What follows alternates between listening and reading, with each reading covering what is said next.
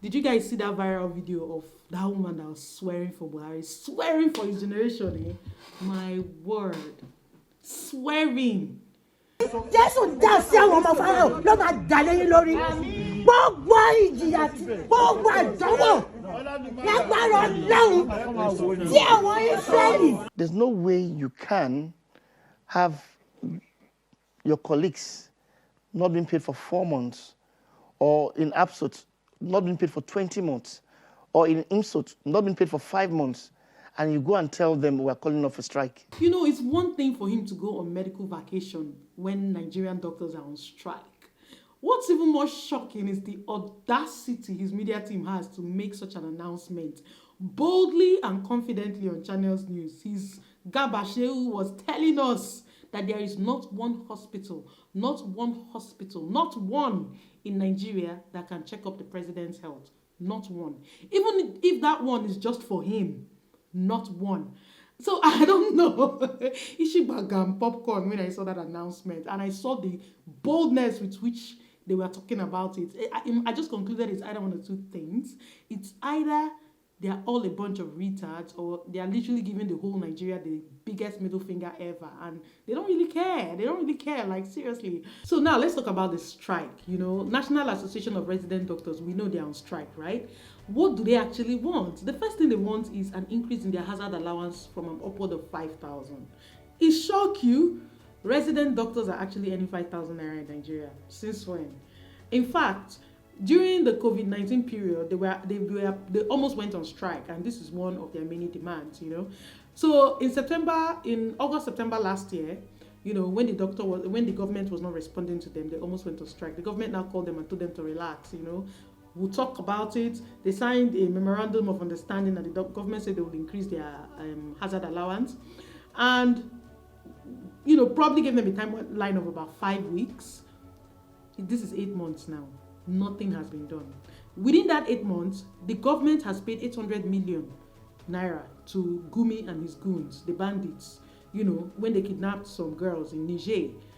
Within that 8 months, Nigerian senators are collecting 1.2 million for newspaper allowance, each senator.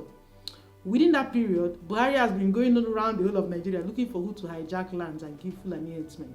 Within that period, ransoms are being paid to Boko Haram and, you know, and all those other guys out there. You know, the only way you can make money in Nigeria now is if you're a bandit, Boko Haram, kidnapper, or, you know, one of those guys. And within that period, doctors are still earning hazard allowance 5,000, you know, and nothing has been done. So it's super crazy.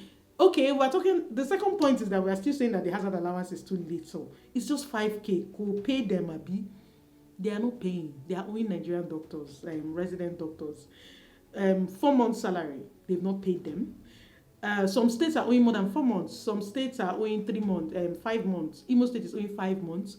Abia State is owing an upward of 20 months. So as much as we are saying, yeah, that this money is not enough, pay them, unko. They are not paying. They have not even seen the 5K hazard allowance. They never see.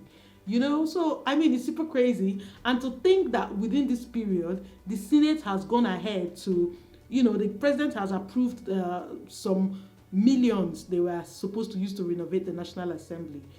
And then, of course, there was this other issue of compensation for, they call it death in service insurance.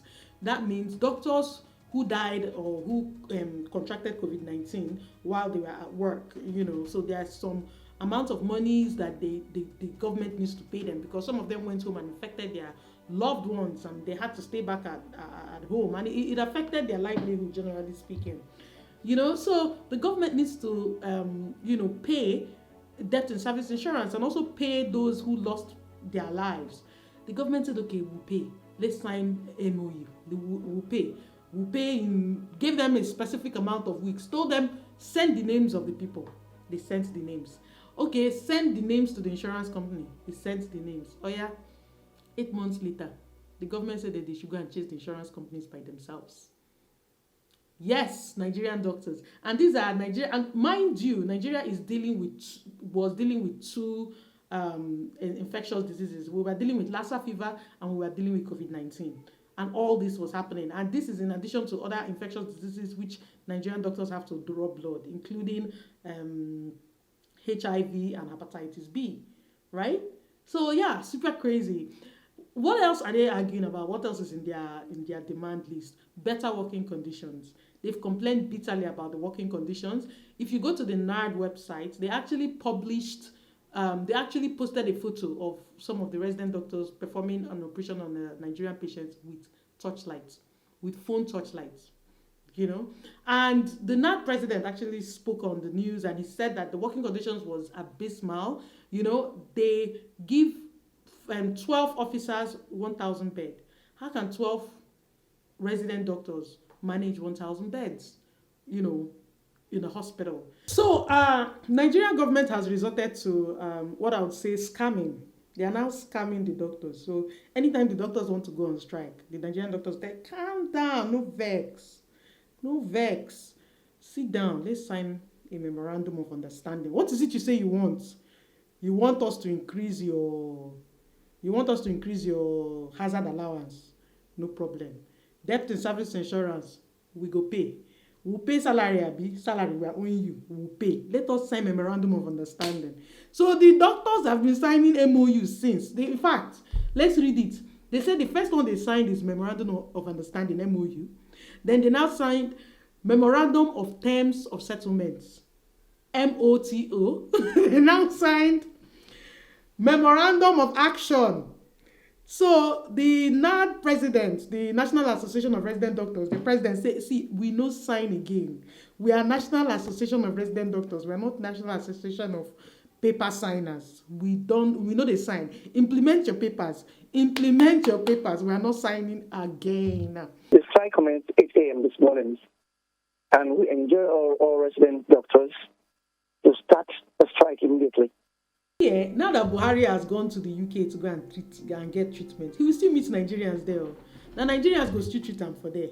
Because, as at, I think, January 2021, you have over 8,000 doctors in UK NHS. Over 8,000 Nigerian doctors. Yeah, trust me. If that's not brain drain, I don't know what it is.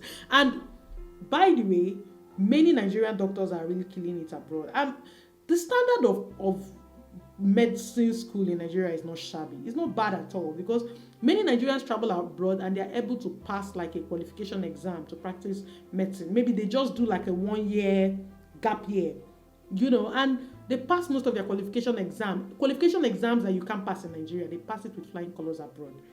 So our standard in medicine school in Nigeria is not bad at all, and our doctors are not. They're just not equipped. A lot of people are sitting on their welfare and their benefits. Look at this guy. His name is Onyema Ogbago. He's from Abia State. He is leading COVID-19 research in America. For Pfizer, he's leading COVID-19 research. You have another guy. His name is Oluyinka Olutoye. He broke world records some years back, 4 years ago, when he operated a baby in the mom's womb. He actually literally took the baby out. The baby had a tumor. He took the baby out of the womb, removed the tumor. He led a team of 16 surgeons, by the way. Removed the tumor, put the baby back, stitched him. The baby went full term and was born and was normal. Normal birth, normal child. That guy broke records. The whole world was talking about it. The baby born twice. It was everywhere. It was a Nigerian that broke that record. Even right here in Nigeria, we're still doing things. There's one consultant in Lutz. His name is Omotayojo. Yeah, he recently concluded a successful brain aneurysm operation in Nigeria. He's a consultant at Lutz. So Nigerian doctors are not doing badly, but I must tell you that people are sitting on their benefits. We're just not given the enabling environment to do our jobs. And this goes for not just Nigeria. This is just leadership across Africa. Is it not so disappointing that Africa could not create one COVID-19 vaccine? These guys created one that was not scientifically led, which led to the backlash that it wasn't, the real deal. But I just find it rather disappointing there was no globally accepted COVID-19 medication from Africa as a whole. I think we should create. And the funny part of it is that most of the people who are leading COVID-19 research abroad are Nigerians and Africans. Look at Kismekia Corbett or what, you know, she's African American. You know, she's leading the research. She's a black woman, you know. So literally, like, you know, a lot of people are really happy about the strike. A lot of people like, yeah, the doctors are doing the right thing. It seems very, very easy to be excited that doctors are on strike and think that, yeah, we're doing the right thing. But, you know, for those who cannot afford to go to private hospitals, and for those who have families, you know, and all they can afford is a government hospital, people are actually dying, as in people will suffer. Lives will be lost, you know, and the medical director is very hard. He's gone nuclear. He's taking the nuclear option. It doesn't seem like an easy thing to do, but it's what he has to do, you know. And that's what it is. It just goes to show that the road to change in Nigeria is going to be full of blood and sweats and deaths and tears. You know, whether it's patients that have to die because doctors went on strike, or people who are killed because they went out to protest bad governance, or voters who, against all odds, went to defend their votes, you know, and were probably killed by thugs in the process or something like that. You know, road to change in Nigeria is laced with death and blood and tears, and a lot of Nigerians would just rather much leave than stand back and, you know, deal with the drama. That's why everybody's migrating to Canada. Anyway, enough said. Thank you guys for watching. My name is Chizoba Adela. Do subscribe to my channel and like and share. I'm going to see you again in the next video. Bye.